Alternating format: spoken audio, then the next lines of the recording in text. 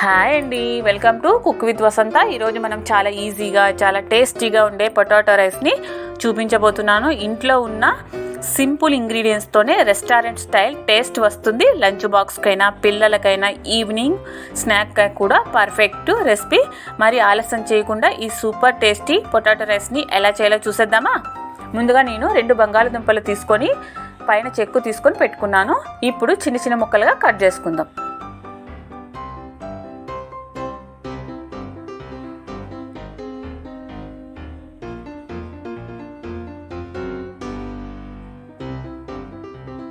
చూసారు కదా, ఇలాగ చిన్న ముక్కలుగా కట్ చేసుకోవాలి.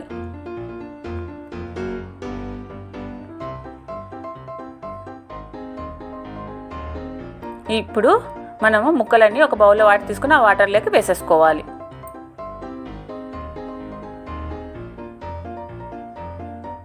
ఇప్పుడు వీటిని కొద్దిసేపు పక్కన పెట్టేసుకుందాం. ఇప్పుడు స్టవ్ ఆన్ చేసి కడాయి పెట్టుకొని అందులోకి 5 to 6 స్పూన్స్ ఆయిల్ని వేసుకోవాలి. ఇప్పుడు ఆయిల్ని హీట్ అవనిద్దాం. హీట్ అయిన తర్వాత ఇందులోకి 5 to 6 వెల్లుల్లిపాయలని కచ్చాపచ్చా దంచుకొని వేసేసుకోవాలి. వీటిని ఇప్పుడు కొంచెం కలర్ చేంజ్ అయ్యే వరకు వేయించుకోవాలి.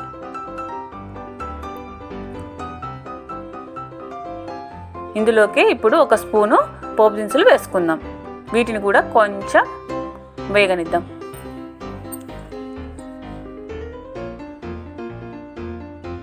ఇప్పుడు ఇందులోకి కొంచెం కరివేపాకు కూడా వేసేసుకుందాం.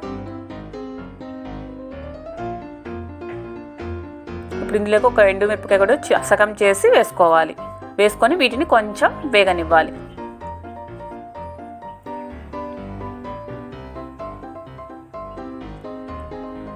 ముందుగానే కట్ చేసి పెట్టుకున్న ఆనియన్స్ని వేసేసుకుందాం.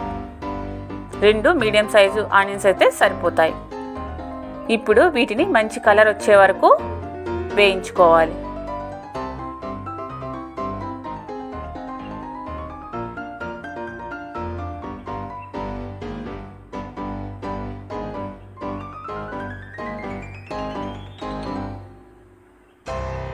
చూసారు కదా, ఆనియన్ వేగిపోయాయి. ఇప్పుడు ఇందులోకి ఒక టమాటో చిన్న ముక్కలుగా కట్ చేసుకొని వేసేసుకోవాలి. ఇప్పుడు ఈ టమాటో మెత్తగా ఉడికే వరకు మగ్గించుకోవాలి.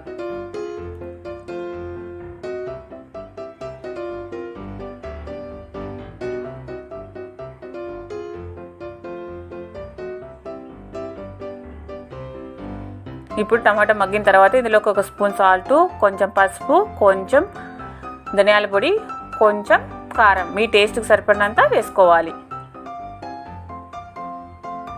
ఇప్పుడు వీటిని కొద్దిసేపు మగ్గనిద్దాం.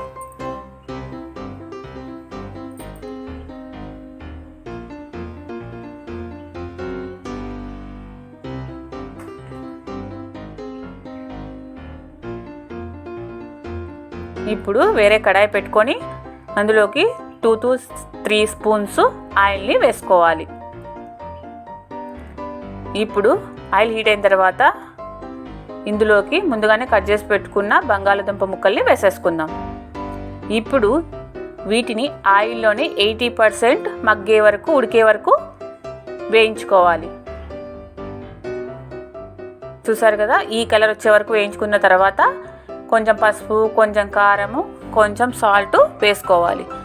అప్పుడే ఆల్రెడీ వేసేసుకున్నాం కాబట్టి మనము చూసి వేసుకోవాలి. ఇప్పుడు ఒకసారి కలిపేసుకుందాం.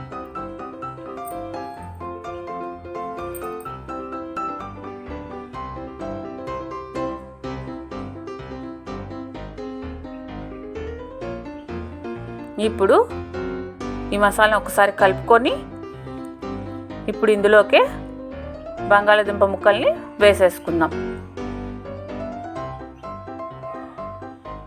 ఇప్పుడు ఒకసారి కలుపుకుందాం.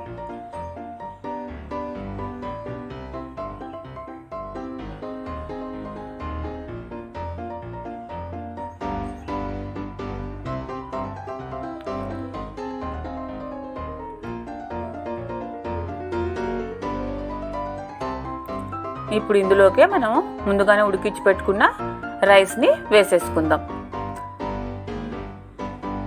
వేసుకొని ఇప్పుడు మసాలా అంతా రైస్కి పట్టేంత వరకు కలుపుకోవాలి మంచిగా.